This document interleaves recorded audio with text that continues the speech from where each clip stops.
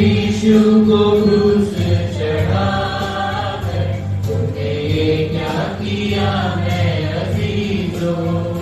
मेरे यीशु को क्रूस चढ़ाकर तूने ये क्या किया है अजीजों।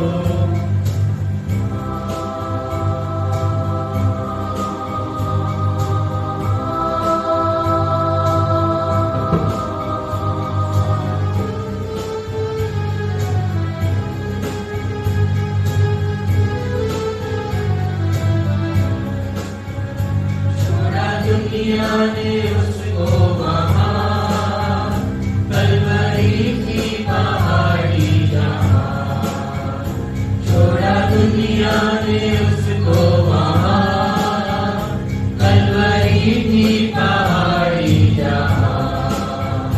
तूने छोड़ा मुझे क्यों पिता, ऐसा बेदर्द संसार में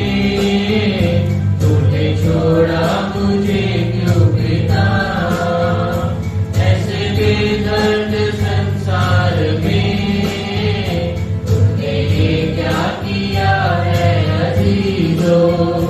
मेरे यीशु को क्रूस चढ़ाकर तूने ये क्या किया है अजीजों।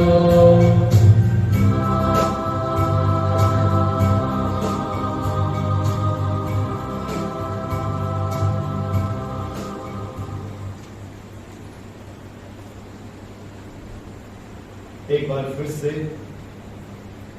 पहली, दूसरी और तीसरी वाणी को सुनने के पश्चात जो उसने बातें कही वो दूसरों की जिंदगी को व्यवस्थित करने के लिए थी, क्षमा करने के लिए थी, उद्धार देने के लिए थी, सांत्वना प्रकट करते हुए अपनी मां और अपने मित्र को एक नई जिम्मेदारी देने के लिए थी, जिन्होंने यूहन्ना की एक नई पहचान बन गई। खुदा ने चूंकि उस क्रूस के पास यूहन्ना मौजूद था और इसलिए उसको एक नई पहचान मिली। कल तक यूहन्ना यीशु की माता को किस नाम से संबोधित करता था ये नहीं मालूम, परंतु आज के बाद इस कथन के पश्चात वो उसे अपनी माता कहेगा, क्योंकि यीशु ने कहा ये तेरी माता है। जब हम क्रूस के नजदीक होते हैं तो हमें परमेश्वर नई आशीषों से और नए व्यक्तित्व से उभारता है। Hallelujah, hallelujah. ये क्रूस की कथा जो है ये सामान्य कथा नहीं है। ये क्रूस की नजदीकी जो है वो मेरे और आपके लिए एक नई आशा को उत्पन्न करती है जब उसके क्रूस के महत्व को हम समझते हैं। अच्छा, कई परंपरावादी या कई आधुनिक लोग भी क्रूस को इतना पसंद करते हैं कि अपने गले में लटकाए रहते हैं, जबकि क्रूस किसके लिए है? उसका बोझ उठाने के लिए है ना। हमारा जो दृष्टिकोण है इस चौथी वाणी में थोड़ा सा अलग अब हमें समझ में आएगा, क्योंकि इस चौथी वाणी में जो कुछ यीशु ने कहा वो शायद यीशु के द्वारा कही गई समस्त वाणियों में बहुत ही डिफरेंट और बहुत ही दर्दनाक है। दर्दनाक इसलिए क्योंकि यीशु मसीह के साथ में वो परमेश्वर सदा रहता था। उसकी आकाशवाणी भी हुई जब वो बपतिस्मा लेकर ऊपर आए तो उन्होंने कहा आकाशवाणी में, ये देखो ये मेरा प्रिय पुत्र है जिससे मैं अति प्रसन्न हूं, इसकी सुनो। और आज जब ये तकलीफ में है, आज जब ये अकेला महसूस कर रहा है और इस परिस्थिति में घटनाएं भी, प्रकृति भी, सारी चीजें विषम परिस्थिति में चली गई। चट्टानें तड़प चुकी हैं, प्रकृति जो है वो अंधकार में हो गया। ये दूसरा पहर था, दोपहर का समय था। 9 बजे यीशु मसीह को लगभग क्रूस पर चढ़ाया गया था और ये 12 बजे के आसपास का समय था। कहा जाता है कि यहाँ पर सारे लोग भौचक्के हो गए, अचानक से अंधकार छा गया। और लिखा हुआ है, इतिहासकार कहते हैं ये सिर्फ यरूशलेम के उस क्षेत्र में बस अंधकार नहीं हुआ, परंतु विश्व के उस भाग में जहां पर वो 12 घंटा सूर्य की रोशनी पड़ती है ना, 12 घंटा रोशनी पड़ेगी एक तरफ और एक तरफ अंधकार रहेगा ना, तो कुछ भाग में तो जहां रोशनी रहती थी विश्व के उन समस्त क्षेत्रों में अंधकार छा गया था। लोग भौचक्के थे, पशु पक्षी जो थे वे अपने घर की ओर वापस लौटने लगे, जानवर जो थे अपने चारागाह की ओर वापस आने लगे, और जो पक्षी थे वे वापस अपने घोंसलों में लौटने लगे। राहगीर जो थे वो अपने मार्ग में उनको रुकना पड़ गया। अंधकार इतना था कि किसी को कोई सूझ नहीं रहा था। और लिखा हुआ है कि जो भीड़ वहां पर उपस्थित थी वो रोते पीटते और छाती पीटते हुए उस स्थान से निकलकर बाहर जाने लगे, क्योंकि नाउ दे अंडरस्टूड कि ये जरूर परमेश्वर का बेटा है। प्रकृति भी इस बात को देखकर दुखी हो रही थी कि जो सृष्टि करता है वो इस समय अंधकार की स्थिति दे देता है, क्योंकि वो मृत्यु को प्राप्त करने वाला था। इस पीड़ा में सृष्टि ने भी रोशनी देना बंद कर दिया। इसी पीड़ा में इस बात को लेकर 3 घंटे तक लगभग अंधकार की स्थिति में पूरी की पूरी दुनिया का वो भाग रहा। मेरे प्रियो, पर यह कैसे संभव है जब वो कहता है एली एली लमा शबक्तनी, अर्थात हे मेरे परमेश्वर तूने मुझे क्यों छोड़ दिया है। यह कितनी बड़ी पीड़ा है जिसके साथ में पूरे समय परमेश्वर का सामर्थ्य और खुदा की उपस्थिति उसके साथ रहती थी। आज इस समय परमेश्वर जिसकी सबसे ज्यादा जरूरत थी वो छोड़कर चला गया, कहता है। उसने भी अपना मुख मोड़ लिया, कहता है। जब अब्राहम एक सामान्य व्यक्ति था, उसको परमेश्वर ने कहा मैं तेरे साथ साथ बना रहूंगा, और इस कहता है यीशु कहता है तूने मुझे छोड़ दिया। मूसा जब इस्राएलियों को लेकर निकलता है, बोला चिंता मत करना, मैं साथ रहूंगा, और उसके साथ साथ बना रहा। पर यीशु को जब जरूरत थी उसने उसे छोड़ दिया। दानियल को जब जरूरत थी, दानियल ने अपने उन बातों पर समझौता नहीं किया, और उसने जब समझौता नहीं किया तब उसे कहां डाल दिया गया? उन भूखे सिंहों की मांद में डाल दिया गया।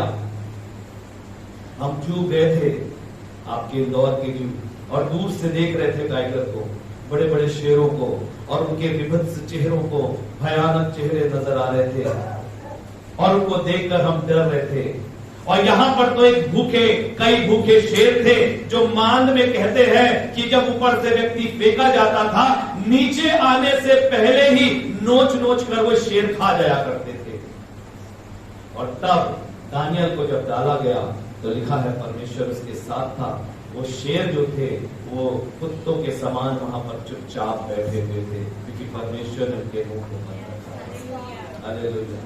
शद्रक मेशक और अबेदनगो जो थे, जो प्रभु के दास जरूर थे पर सामान्य थे, उनको उस काम के लिए इस्राएल में, इस देश में बुलाया गया था, और वहां पर वो प्रभु की सेवा करने के लिए अपने आप को तैयार करते हैं। जब खुदा की उनकी बात जब नहीं मानते, उनकी मूर्ति को दंडवत नहीं करते, तो उठाकर उनको कहां भेज दिया जाता है?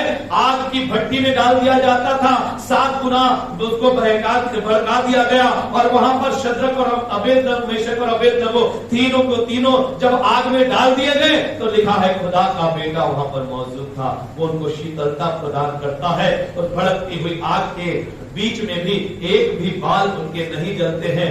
यीशु मसीह या परमेश्वर उनके साथ में मौजूद होता है। हालेलुया। परंतु इस समय यीशु के साथ में पिता मौजूद नहीं है। इजरायली जिन्हों परमेश्वर ने चुना था, ये इजरायली जो थे बार बार परमेश्वर की आज्ञा का उल्लंघन करते थे, बार बार परमेश्वर की व्यवस्था के विरुद्ध जाते थे। बार बार इन्होंने जहां पर इनकी कराहना सुनकर परमेश्वर ने उस स्थान से निकाला था, ये बार बार खुदा की बात को मानने की बजाय पानी के लिए लड़ते थे, कहीं खाने के लिए लड़ते थे, कहीं अपने लीडर के विरुद्ध में बातें किया करते थे, तब भी परमेश्वर उनके साथ में रहता था। पर आज ये क्या हुआ कि अपने बेटे को परमेश्वर ने छोड़ दिया। योना जब उसने आज्ञा नहीं मान रहा था, और तब उस स्थिति में परमेश्वर ने वो सारे परिस्थितियों को उसके साथ में रखा। जब योना डाल दिया गया, मछली को बोला खाना मत, खा ले गया तो वो तो मर जाएगा, पेट में निगल लेना चुपचाप से। बिलाम की गधी भी बोल उठी थी खुदा के कारण से, है ना। जानवर भी उसके नियंत्रण में है, प्रकृति भी उसके नियंत्रण में है, सारी सृष्टि उसके अंडर है, परंतु उसके बावजूद ये जब अंधकार हुआ, जब ये परिस्थिति हुई, इन साधारण लोगों के साथ परमेश्वर रहता था, परंतु यीशु के साथ में वो नहीं था। और उसका कारण ये था, the first time Jesus encountered with the sin, पहली बार यीशु ने पाप का अनुभव किया, पहली बार यीशु ने उस पाप को अपने ऊपर लिया, पहली बार वो पाप क्या होता है इस क्रूस पर उसने जाना था। और मानव जाति के भूत के काल का, अतीत के समय के लोगों का, वर्तमान के समय के लोगों का और आने वाली पीढ़ी के किए जाने वाले पाप का बोझ लेकर वो उस समय क्रूस पर लटका हुआ था। और इसीलिए परमेश्वर ने वो पाप को नहीं देख सकता मेरे प्रियो, अपने बेटे से भी मुझ मोड़ दिया। और ये यीशु मसीह के कारण से नहीं था, ये आपके और मेरे पापों के कारण से, ये आपके और मेरे अधर्म के कामों ने परमेश्वर को मुख मोड़ने के लिए मजबूर कर दिया, क्योंकि वो पाप को नहीं देख सकता। हारून के समय की व्यवस्था थी पुराने नियम में, प्रायश्चित की विधि। और प्रायश्चित की विधि ऐसी होती थी कि वो लोग जो थे एक बकरे को तैयार करते थे और उस बकरे पर दोनों हाथ अपना रखते थे और जितने लोग इकट्ठे होते थे उनके पापों का बोझ उस बकरे के ऊपर डालते थे और एक मनुष्य को तैयार करते थे जो बकरे को लेकर जाएगा और जंगल में वीरान जगह पर ले जाकर उसको छोड़ देगा। और ये माना जाता था कि उनके अधर्म का बोझ लिए हुए वो एक निराले देश में उड़ जाएगा। व्यवस्था की पुस्तक में इसका पूरा वर्णन है 16वें अध्याय में। और ये एक ऐसा मेमना था जिसके ऊपर सारे पाप के बोझ जो है उससे वो दबा हुआ था। पहली बार यीशु मसीह ने जाना ये पाप का बोझ कितना होता है, पहली बार उसने उसका अनुभव किया। सबसे ज्यादा पता नहीं, जब हम लोग से कोई गलती हो जाती है हम आत्मग्लानि से भर जाते हैं। हमसे अगर कोई गलती हो जाए तो हमें आत्मग्लानि होती है। हमें लगता है कि आज हमने अपने माँ बाप के साथ अच्छे से बात नहीं की। हमें जब हमसे कोई गलती हो जाए, कोई ऐसा पाप हो जाए जो गुप्त में है, तो हमें आत्मग्लानि होती है। एक पाप के कारण से हमने किसी की कोई वस्तु ले ली, चोरी कहलाता है, हमें आत्मग्लानि होती है। हमने किसी की आज्ञा का पालन नहीं किया तो हमें आत्मग्लानि होती है। मेरे प्रियो, हमारे व्यक्तिगत जीवन के छोटे छोटे पाप जो हैं उसके कारण से हम आत्मग्लानि से भर जाते हैं। इसका बोझ तब तक दूर नहीं होता है जब तक हम उसके लिए अपनी उस परिस्थिति से बाहर नहीं निकलते हैं या हम क्षमा न मांग लेते हैं। यीशु मसीह के ऊपर पूरे मानव जाति के पाप का बोझ उसके ऊपर इस समय था। वो कितना पीड़ित था, वो कितना दुखी था, वो कितना चिंतित था, वो कितना अपने आप में मजबूर महसूस कर रहा था।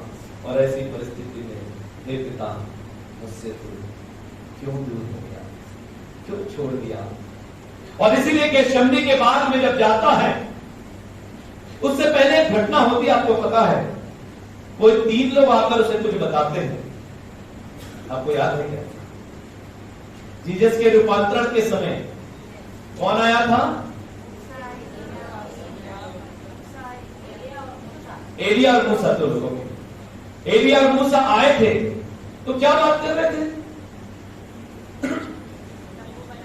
एलिया और मूसा आकर इस घटना के बारे में जो होने वाली थी, उसके मृत्यु के बारे में, उसके बलिदान के बारे में, उसके त्याग के बारे में उसको बता रहे थे।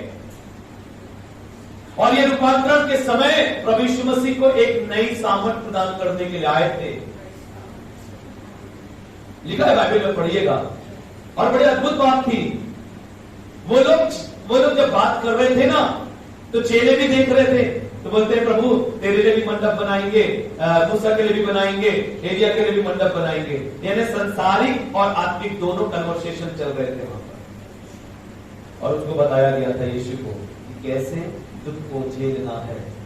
और तब यीशु मसीह जब दर्द से भर जाते हैं, उनका पसीना लहू के समान बहता है, लिखा है ना। और वो बूंदे उसके उस भाग को, तेरे पिता ये कटोरा हटा ले, ये पाप का बोझ बहुत बड़ा है, मैं मृत्यु को सहने के लिए तो तैयार हूं, परंतु ये पाप का बोझ मुझसे नहीं सहा जा रहा है। वो मनुष्य होकर वो तैयार तो था उस बात को लेकर, उसे मालूम था कि मेरी जिंदगी 3.5 वर्ष की ही तो 33.5 वर्ष की है, वो उसे भी मालूम था। मृत्यु की चर्चा करके चले गए थे लोग, उसको बता दिया गया था जिंदगी जीने नहीं आए हो। ये पहला इंसान था इस दुनिया में जो जिंदगी जीने नहीं आया पर मरने के लिए आया था। उसे मालूम था मेरे प्रियो,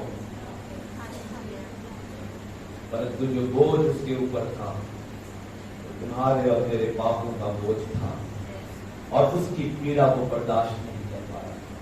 और ऐसे समय में परमेश्वर का छोड़कर चला जाना भी उसके लिए बहुत दुखदायी था। परमेश्वर क्यों छोड़ा? उसका कारण यही है कि पाप नहीं देख सकता। वो न्यायी परमेश्वर है ना, वो न्यायी परमेश्वर है।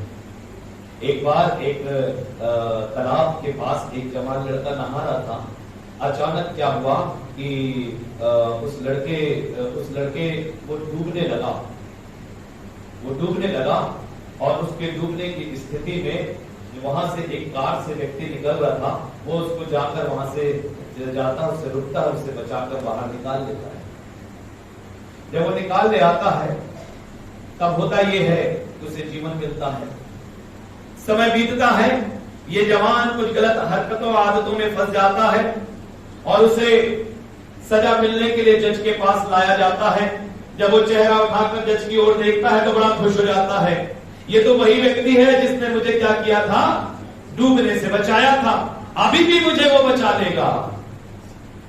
जज की तरफ बड़े ही आशा भरी निगाहों से देखकर वो अपनी बात को प्रकट करता है। बोला, आप तो मुझे बचा सकते, पहचाना मुझे?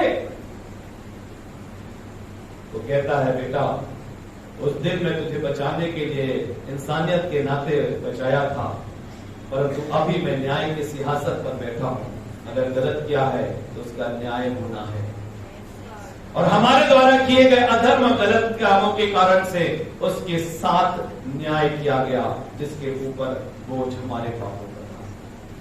मेरे प्रियो, परमेश्वर हमको स्पष्ट रीति से इसके बारे में बताता है कि पाप की मजदूरी क्या है, मृत्यु है। वो यीशु जो जीवन देता था उसको भी मृत्यु सहना पड़ा। वो पाप से परमेश्वर कभी भी समझौता नहीं करता, चाहे वो कोई भी व्यक्ति क्यों ना हो। इसलिए प्रियो, ये कहते हुए इस वाणी को मैं समाप्त करूंगा। पाप कर रहे हैं, अधर्म कर रहे हैं, गलतियां कर रहे हैं, कहीं ऐसा तो नहीं अधिकता के कारण से, हमारे पापों की अधिकता के कारण से परमेश्वर हमें छोड़ दे। अनुग्रह के काल है, इसलिए लोग सोचते हैं कि अनुग्रह पे अनुग्रह होता जाएगा, परंतु एक समय आएगा जब ऐसी परिस्थिति में हमारे लिए माफी नहीं होगी। और इसलिए वो कहता है, और उस स्त्री से जब उसने कहा जा फिर से पाप, जब इस बात को हम जानते हैं तो दोबारा वो हरकत हमसे ना हो, ऐसी हम अपने जीवन में प्रण करें और परमेश्वर से प्रार्थना करें कि वो हमें कभी ना छोड़े, और ऐसा कोई काम ना करें कि परमेश्वर छोड़ दे। मनुष्य छोड़े चल जाएगा, माता पिता छोड़े चल जाएगा, बच्चे छोड़ दे चल जाएगा, लोग यहाँ से चले जाएं चल जाएगा, आपका साथ कोई ना दे चल जाएगा, आपके साथ कोई खड़ा ना हो चल जाएगा, परंतु अगर परमेश्वर ने तुम्हें छोड़ दिया तो फिर नहीं चलेगा। ना तुम चलोगे, ना लोग चलेंगे, ना तुम्हारी जिंदगी चलेगी। इसलिए खुदा ना छोड़े, इस बात का ध्यान रखें। प्रभु हम सबको आशीष दे।